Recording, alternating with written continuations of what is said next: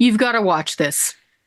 Prime Minister Justin Trudeau just finished jetting down to another one of his Up With People type conferences, some global conference. This time we paid for him to fly to Brazil.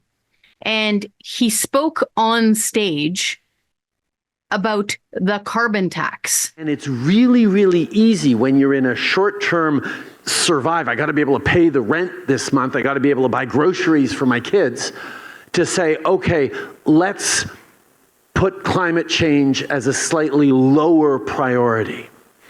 And that's something that's instinctive. When the storm comes, you want to hunker down and just sort of huddle up and wait for it to blow over. We can't do that around climate change. Okay. Did you hear that? I heard it too. Just a second. I need a little shot of this. Okay.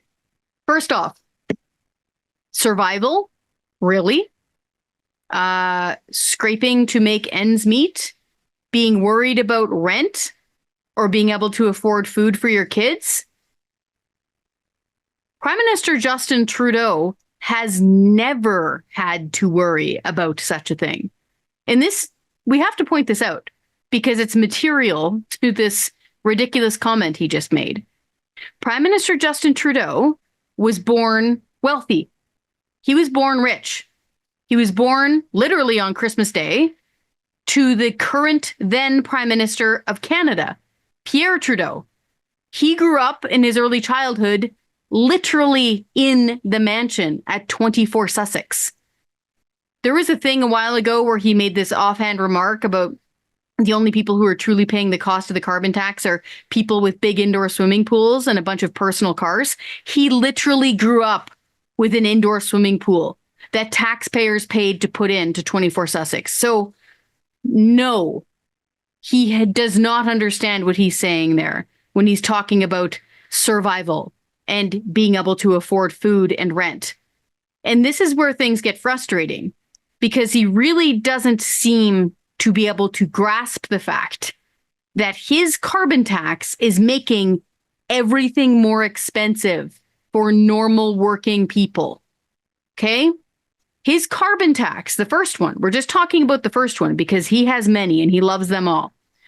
His carbon tax costs you $13 extra every time you fill up your minivan, $20 extra every time you fill up your pickup truck. For the truckers who are delivering all of our food and everything we need and use here in Canada, those truckers, yeah, they're coughing up about $200 extra just in this carbon tax for filling up with diesel. So that makes pretty much everything cost more. Then there's the farmers. The farmers have to pay this carbon tax on keeping their chickens and their cows and their pigs warm all winter to heat their barns.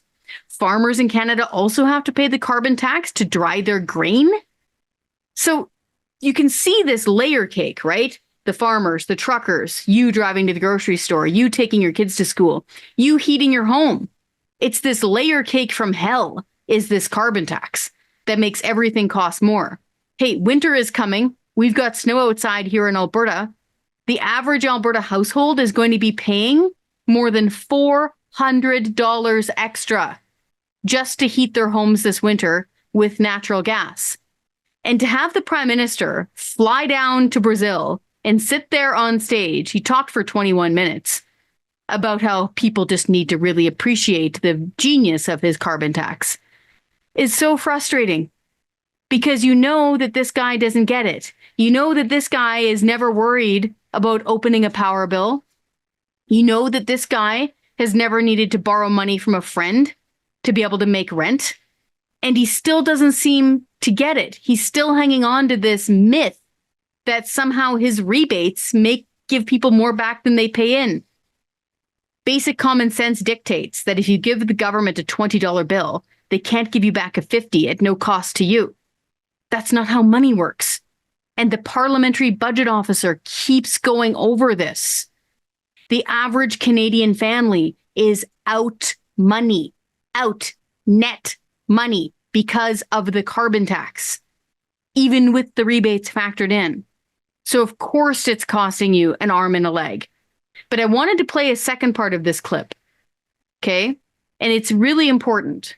So again, he gets into this idea of being in survival mode and hunkering down during a storm, like things he just does not understand. Okay. He doesn't get that part. But the important part of this second clip is how he's reacting to the pushback. Because we now know the majority of Canadians want the carbon tax scrapped on stuff like home heating. We know that there's a huge push to scrap the carbon tax or to axe the tax. More and more Canadians are realizing, hey, wait a minute, our emissions keep on going up. Even if Canada ceased to exist, we wouldn't make a dent in global emissions. Yes, we'll say that again slowly.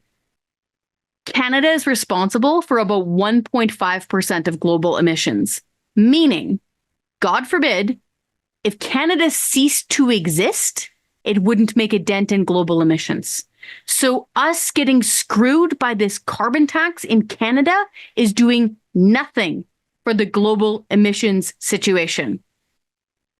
But the key part about this next part of this clip is how the Prime Minister of Canada is reacting to the pushback against his carbon tax. But when it comes to putting dollars in pockets for people, they don't want to hear about, oh, if they just, pay a little more for an electric car, then that'll be protecting the environment. They can't pay a little more for an electric car right now. There's a sense that affordability is in direct contrast with our moral responsibility to protect the planet.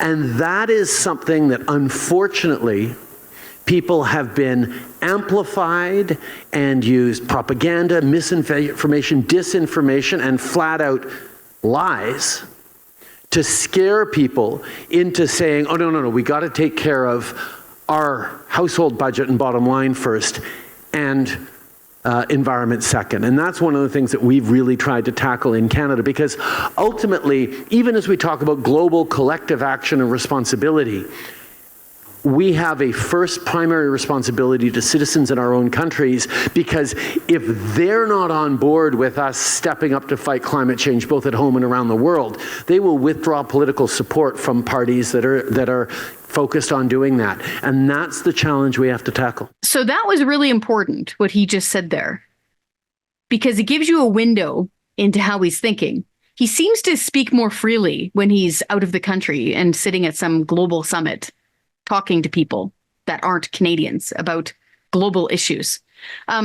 He said there that he perceives or views the pushback against the carbon tax, scrap the carbon tax, axe the tax, stop the taxes, scrap the carbon taxes. He sees that all as a result of misinformation and disinformation. Keep in mind, this is the Prime Minister of the same government that is now trying to crack down on free expression on the internet. So we've got C11, which is trying to regulate what you can hear, see, and share on the internet. That's a big one. It's going directly after independent media. And now C11 is going to be applied to things like podcast providers. That's pretty troubling. And now he's talking about, dealing with things like online harms. Okay, well, what do you call harmful? Is misinformation or disinformation going to be deemed harmful according to this government? So that's I would say, troubling thing about this part of, yes, we get it. We know that he was born rich and he's never had to pay a bill, and he doesn't quite understand because, he's paid $400,000 per year, plus all of his expenses covered to be Prime Minister of Canada. We know that's all understood. He's for some reason stuck on this carbon tax, even though it is not going to solve the global emissions issue. Okay. And even though it is a huge financial pain with no environmental gain here in Canada. But there's another element that he just mentioned there. He views opposition to his carbon tax as a result of misinformation or disinformation. Folks, it's not. You can look up all of these numbers yourself. Go to the Parliamentary Budget Officer's website. Go to our website, taxpayer.com. It is full of documents, which are basically blue because they have so many links in them back to the original source material.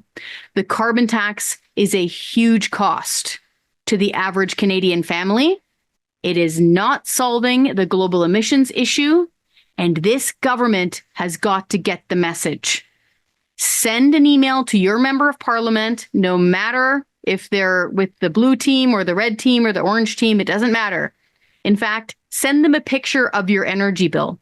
Send them a picture of your grocery bill, your grocery receipt.